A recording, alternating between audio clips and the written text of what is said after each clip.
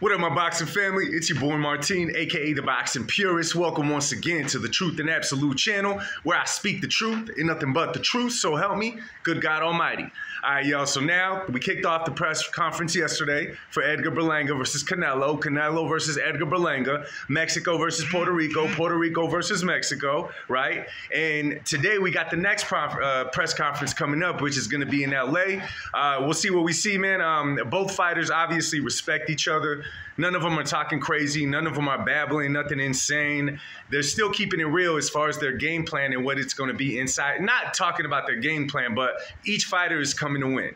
You know what I'm saying? Edgar Berlanga is the young lion who's hungry, who wants what Canelo has, and sees Canelo as not only a money grab, but a stepping stone to try to build his own legacy. Edgar Berlanga has a good understanding of that, as I seen his interview on The Breakfast Club.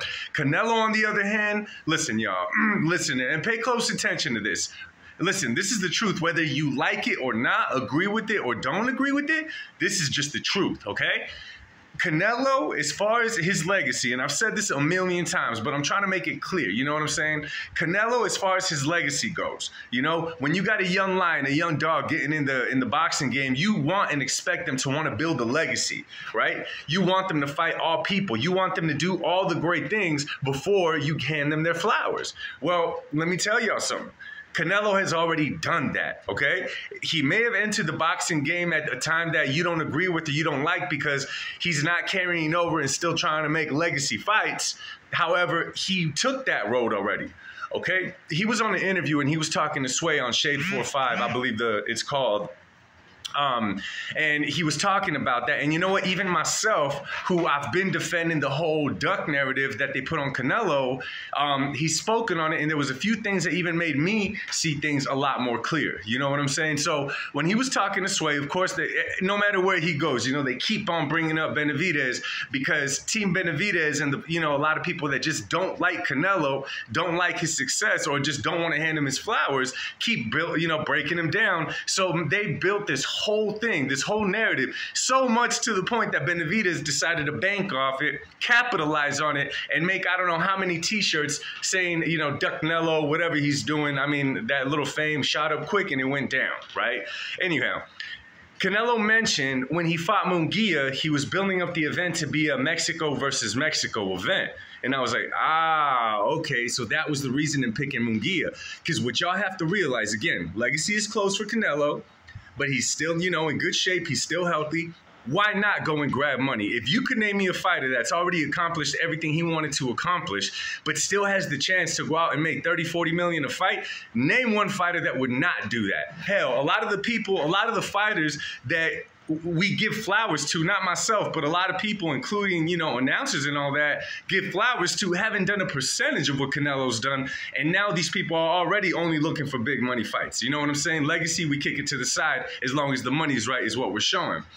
So in picking Edgar Berlanga now, so with Jaime Munguia, it was the Mexico fight, right? Mexico versus Mexico.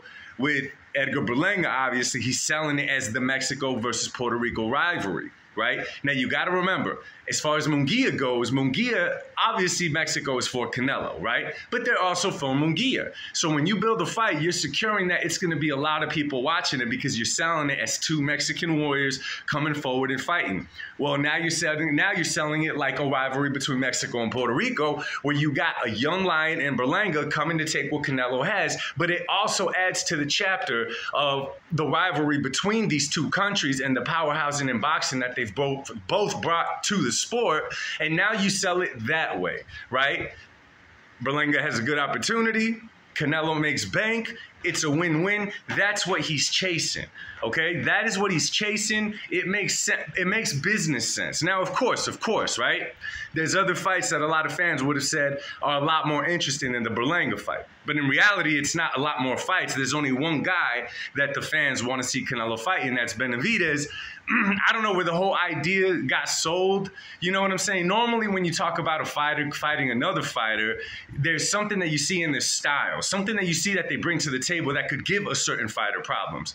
Myself, when it comes to Benavidez, his strengths, in my personal opinion, there's nothing that I see that's like, oh, wow, yeah, he could really cause trouble for Canelo. So this is what I'm kind of getting at with this, okay? After seeing the first press conference, I like that Berlanga showed up there and, you know, he gave Canelo his flowers. He showed him respect without kissing his butt. He showed him his respect. You know what I'm saying? He pretty much, you know, he's grateful to be there. He respects what Canelo's done. But nonetheless, Berlanga is there to win. And I like it, man, because the kid looks hungry. Even in the stare down, you know? He wasn't disrespectful, but you could see that he's not there to simply lay down and collect the payday. He's there to win the fight. And I'll say this again, and I've said it in the past, and I'm going to keep on saying it. In the world of boxing, there's in anything really, there's almost nothing more dangerous inside the ring than a fighter that has absolutely nothing to lose, because you're not even expected to win this fight. Many people don't even think you deserve this fight. You have absolutely nothing to lose, but even the slightest of decent percentage is going to gain him everything, and I'm talking about Edgar Berlanga. The better he performs, the better it's going to be for him, because he's not supposed to do nothing special in the ring with Canelo anyways, and there is nothing more dangerous than a hungry fighter with nothing to lose, okay? He has absolutely nothing to lose. He could take risks. He could do stuff. He could do stuff out of his character inside that ring because he's not expected to win anyway, which, in my personal opinion, poses a threat to Canelo Alvarez. Okay, we've seen the size difference. You know, Edgar's a dude that's in shape. He never really balloons up in weight, nor is he fighting in a weight class that's not for him, killing himself making weight. Okay, the guy has power. Now, absolutely, Edgar could have a lot more boxing skills. He could be a little faster, but y'all got to remember he's heavy-handed, right? He could be a lot better defensively and not get caught by so many shots. I agree with all of that, by all means, and those are things that Canelo Alvarez probably will capitalize on. Nonetheless, being hungry, nothing to lose, everything to gain, does something to a fighter. And I'm sure Canelo Alvarez is, you know, he's aware of that. He's expecting that. That's why I'm going to go out and say, and many of y'all may not like this, okay? Y'all may not like it, and I'm not making excuses. This is my opinion on it, right? This is my opinion. Those things right there make this a more, I'm going to say, a more dangerous fight for Canelo than the Benavidez fight. Right now, I know a lot of you guys are losing your mind, but let me explain. See, the thing with Benavidez and the tactic that he tried to take to make this fight, with him talking trash, his dad talking trash, the way that they talk trash, right? Not saying I would like to see how I do against a Canelo, but just saying Canelo sucks, his best performance was on steroids, Canelo's scared. You're just not going to land a fight saying those kind of things. You got to remember, the big money dog doesn't need you. You need him. So it looks silly. However, the fans bought into it. A lot of the casual fans bought into this idea that David Benavidez is somehow the Canelo killer, right? I think of Ruben Patterson back in the day with Kobe Bryant. You know, y'all remember that? Kobe stopper, Kobe stopper, Kobe stopper. Never stopped Kobe. Never stopped Kobe, right? And with Benavidez, he's built up this idea that he could go in there and destroy Canelo. He's even said that he'll do it for free. He said that he'll give 90% of his purse away to God knows who. I mean, he's talking that crazy. So for David Benavidez, he's not a fighter that has nothing to lose because he built such a reputation. He made merch. He did all kinds of things. Every single interview that he went to was literally built on the idea of him possibly fighting Canelo Alvarez. So he built up this huge thing so he wouldn't go in there with nothing to lose. No, he'd go in there with the whole backing and the pressure because he talked so much trash. Now it would be time to back it up. Because at that point, if you don't back up the fight, the people that are only fans of yours because they see you to beat the guy that they dislike, they're gone, bro. They're not supporting you anymore. They like you for one reason and one purpose only, and that was to dethrone Canelo Alvarez. So David Benavidez would have a whole lot to lose. It would be starting from square one once again with Berlanga. If Berlanga loses to Canelo, he was never in that position anyways. He could still probably get other fights. He still has a whole country behind him. He still has a whole state behind him, and that is why I say this is a more dangerous fight because of the mentality of the two fighters going into this fight, right? We all know this, right? When you talk a good one and you talk trash, you do nothing, absolutely nothing, but raise the standards on yourself, right? And when you don't reach them, you don't only let other people down because they believed in you and you were talking crazy, but now you let yourself down. You know what I'm saying? So that's how I see it, man. That's just how I see it. I'm not trying to justify nothing. I don't get money off of this. I don't get anything off of this. This is just how I'm seeing it, okay?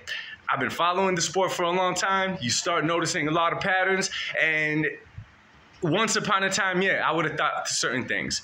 Ducking, this and that, all this. But even Edgar Berlanga, who was on the Breakfast Club, he's seen that in the negotiations for this fight, he's seen why some fights get made and why some fights don't get made, because they got to make sense financially. They have to make sense financially, all around. And of course, the big money dog being Canelo, he has to be able to give in to the fight. Yo, I'm sorry. The ball is in his corner. He earned that. Okay? He earned that. Okay? So, and again, man, y'all should go see that interview on Shade 45 when he's breaking that down. You may not like it, yo. Okay? But, you know, let me tell y'all something. In a perfect world, we would have loved, you know, Michael Jordan and Kobe Bryant to come in at the same time so they could compete against each other and we could see who's better. But we cannot have expected old Michael Jordan at that time to hang around until Kobe got in his prime to see who was better. It just doesn't work that way. You know what I'm trying to say? That's just how it is. We cannot expect this in the world of boxing. At some point, a fighter, we made it. We did it. We're good. I did what I wanted to do in the sport of boxing. I'm collecting checks from here on out. You don't have to like the idea, but it is what it is all I'm trying to say, yo. So let me know what you guys think, man. Again, I know this video is going to definitely raise some controversy because what I said, that Edgar Berlanga is a more dangerous fight than Benavidez because of the mindset of the two fighters. But again, yo, if you want to talk about it, if you want to discuss it, drop a comment down below. Now, mind you, okay, sometimes I answer the comments that I shouldn't even answer to because a lot of y'all, some of y'all just like talking trash, you know? It's one thing to have a boxing discussion. It's one thing to disagree and have a different opinion. I'm all for that. I love debate. I love discussion. But if your comment is, you know, along the lines of like, you know, oh, Canelo fanboy, this and that, if it's along those routes, it's like, nah, man, I want to talk boxing with people who like talking boxing. I don't want to talk trash back and forth.